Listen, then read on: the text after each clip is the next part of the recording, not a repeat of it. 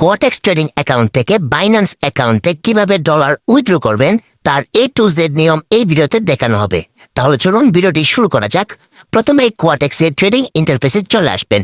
আসার পর নিচে দেখবেন বেশ কিছু অপশন রয়েছে। এখান থেকে মিডিলে যে মেন আইকনটি রয়েছে এই আইকনটিতে একটি ক্লিক করবেন। ক্লিক করার পর এই ধরনের একটা ইন্টারফেস চলে আসলে এখানে একদম উপরে দেখবেন অ্যাকাউন্ট নামে একটি অপশন রয়েছে। এই অ্যাকাউন্ট অপশনে ক্লিক করবেন। করার পর বেশ কিছু অপশন চলে আসলে এখান থেকে উইথড্রল নামে যে অপশনটি রয়েছে এই অপশনে একটি ক্লিক করবেন। এই অপশনটিতে একটি ক্লিক করার পর এই ধরনের ইন্টারফেস চলে আসলে এখানে দেখতে পারবেন ইন দ্য অ্যাকাউন্ট, এখানে রয়েছে $10, অর্থাৎ আমার অ্যাকাউন্টে $10 রয়েছে এবং অ্যাভেলেবল ফর উইথড্রল এখানে রয়েছে $10, অর্থাৎ আমি $10 উইথড্র করতে পারবো। এখানে অ্যাভেলেবল ফর উইথড্রল যে অ্যামাউন্টে থাকবে এই অ্যামাউন্টের বাইরে কিন্তু আপনি উইথড্র করতে পারবেন না। সো এটা মাথায় রাখবেন। এবং এখন যদি আমি নিচে চলে আসি, এখানে দেখতে পাচ্ছেন উইথড্রল, এখানে রয়েছে অ্যামাউন্টের জায়গায় কিন্তু $10 অটোমেটিক্যালি বসে গিয়েছে, যেহেতু আমি $10 উইথড্র করতে পারবো।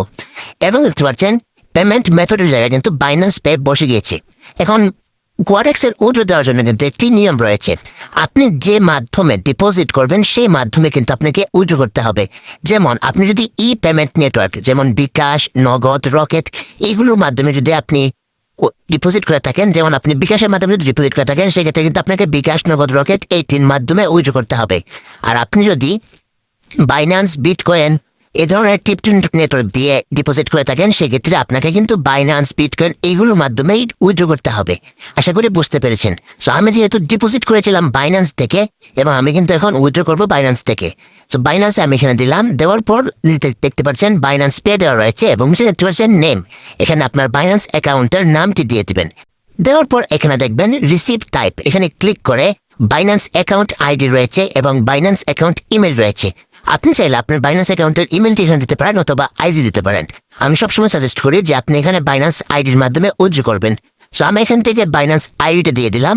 তারপর দেখতে পাচ্ছেন বাইন্যান্স অ্যাকাউন্ট আইডি, এখানে কিন্তু আপনার নিজস্ব বাইন্যান্স অ্যাকাউন্ট আইডি দিতে হবে, যে বাইন্যান্স অ্যাকাউন্টে আপনি ডলারটা রিসিভ করতে চাচ্ছেন।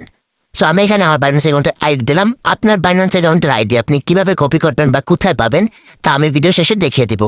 সো এখানে আমি আমার বাইন্যান্স অ্যাকাউন্টের আইডিটা দিলাম। দেওয়ার পর প্রত্যেকটা ইনফরমেশন আর একবার চেক করে নিলাম। চেক করার পর এখানে আমি যদি কনফার্ম অপশনে ক্লিক করি, কনফার্ম অপশনে ক্লিক করার পর কিন্তু একটু অপেক্ষা করতে হবে। পরবর্তীতে এই ধরনের একটা ইন্টারফেস রয়েছে যেখানে আসবে 2 স্টেপ ভেরিফিকেশন, অর্থাৎ আপনার যে কোয়াটেক্স অ্যাকাউন্টের ইমেলটি রয়েছে সেই ইমেলে কিন্তু একটি ভেরিফিকেশন কোড পাঠানো হবে, যে কোডটা আপনাকে এখানে দিতে হবে। কোডটি রিসিভ করার পর কোডটি আমি এখানে বসিয়ে দিলাম এবং এখান থেকে কনফার্ম অপশনটিতে একটি ক্লিক করলাম।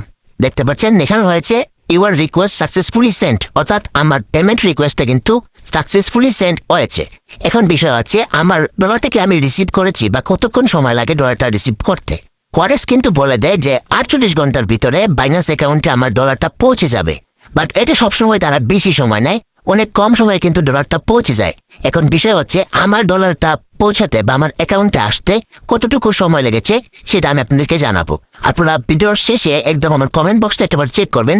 আমি কমেন্ট বক্সে পিন করে দিয়ে দিব যে আমার বাইন্যান্স থেকে কোয়াটেক্স থেকে বাইন্যান্স অ্যাকাউন্টে ডলার আসতে কতটুকু সময় লেগেছে। আর যদি এই ভিডিওটি ভালো লাগে তবে ভিডিওতে একটু লাইক করতে পারেন। আর যদি আমার প্রেজেন্টেশন ভালো লাগে তাহলে অবশ্যই চ্যানেলকে সাবস্ক্রাইব করতে পারেন। আপনার নিজের বাইন্যান্স আইডি কপি করার জন্য আপনি প্রথমে আপনার বাইন্যান্স অ্যাপে চলে আসবেন। আসার পর হোম ইন্টারফেসে একদম উপরে দেখবেন একটি 3 ডট অপশন রয়েছে। আপনি সিম্পলি 3 ডট অপশনে ক্লিক করবেন। ক্লিক করার পর এখানে কিন্তু আপনার অ্যাকাউন্ট স্ট্যাটাস দেখতে পারবেন। অ্যাকাউন্ট স্ট্যাটাসে ভেরিফাইড লেখা রয়েছে এবং আমি যদি একটা 3 ডট আইকন রয়েছে এখানে ক্লিক করি, ক্লিক করার পর এখানে দেখতে পাচ্ছেন বাইন্যান্স আইডি ব্র্যাকেটে লেখা আছে ইউআইডি এবং তার পাশে কিন্তু আমার বাইন্যান্স অ্যাকাউন্টের আইডিটি রয়েছে এবং তার পাশে একটি কপি আইকন রয়েছে। আমি সিম্পলি এই কপি আইকনে ক্লিক করলাম, আমার বাইন্যান্স আইডি কিন্তু কপি হয়ে গিয়েছে।